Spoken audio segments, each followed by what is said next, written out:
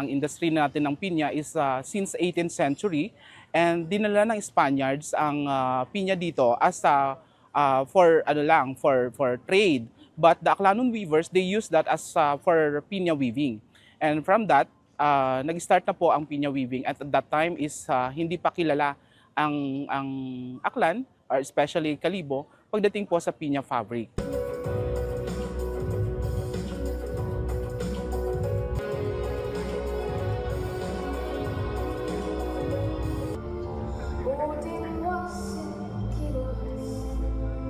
And then this coming na po ng mga 20th century is nag-boom na po talaga yung ating pinya weaving, mas nakilala sa buong mundo. As a matter of fact, isa sa mga regalo kay Queen Elizabeth during her wedding is a handkerchief made of pinya fabric.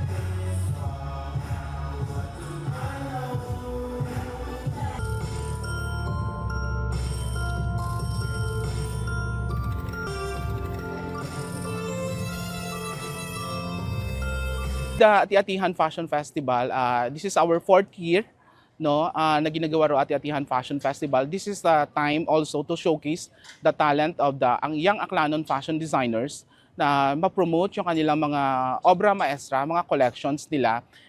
Some of it, they use talaga 100% pinya fabric for their collection.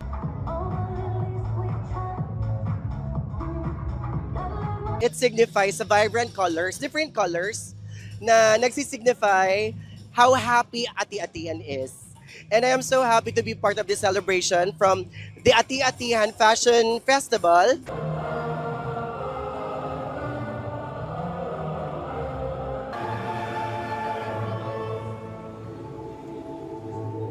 Usually po, almost mga 150 leaves ay yung magagamit po natin or makukuha nating fiber para magiging isang barong siya.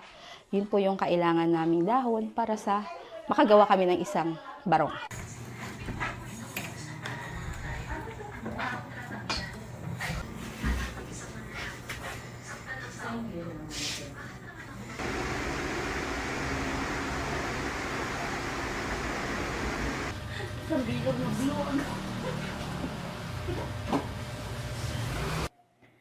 Ito po yung dahon na ito po yung fiber na galing sa dahon ng pinya.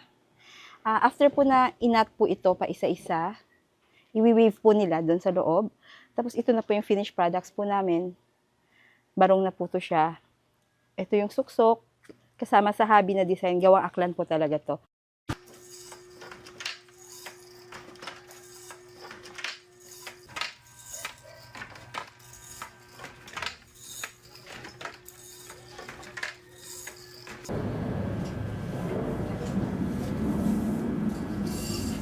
Lahat po gawang kamay.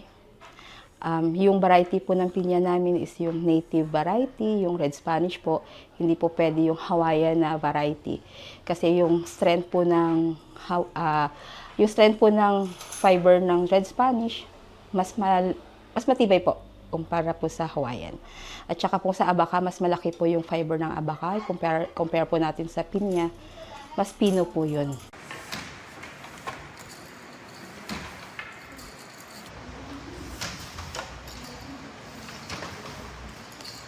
Ang aming puso is kailangan i-preserve namin ang aming tradisyon. Actually, nasa UNESCO na kami of Intangible Cultural Heritage ng Aklan Handloom Weaving.